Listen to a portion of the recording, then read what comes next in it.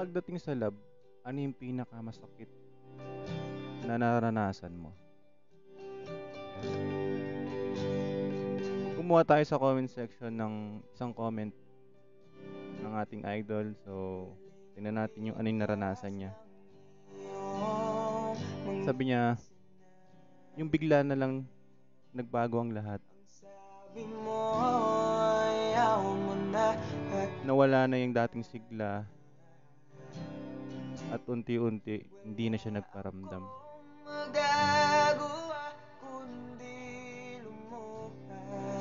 Bakit nan guys?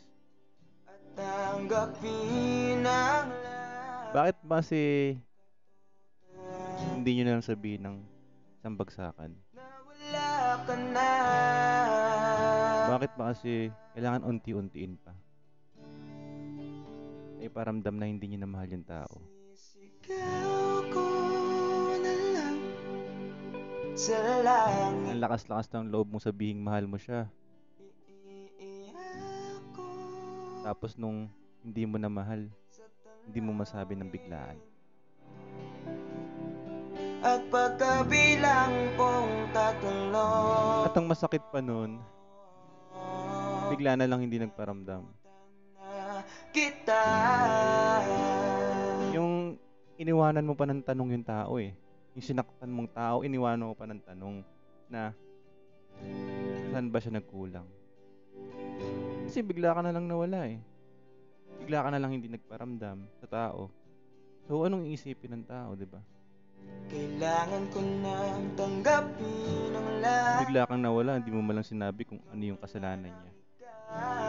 Kung bakit hindi mo na siya mahal, di ba? Sakit nun.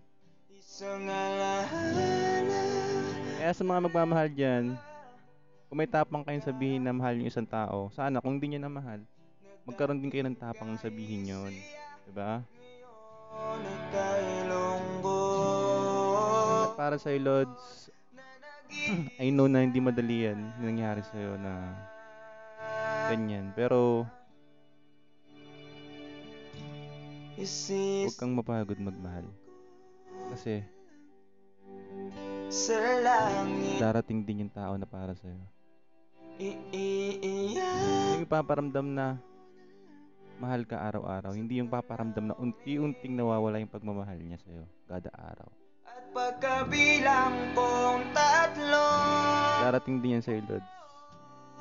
Yung babaguhin yung story ng kwento mo na yung sakit noon magiging masaya na ngayon kasi dumating na siya. Darating din yun.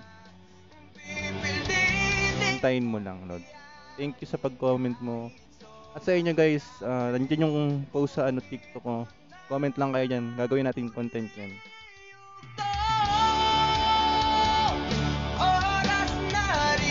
Huwag lang tayo mapagod magmahal guys.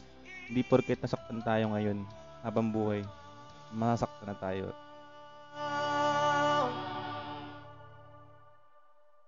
Kasi merong taong darating para baguhin yung kwento ng romantic life natin. Yung tamang tao. Yung tao na ibibigay ng Panginoon para sa atin. Ayun lang, time. Thank you sa support guys. Sa mga nag-views, thank you so much.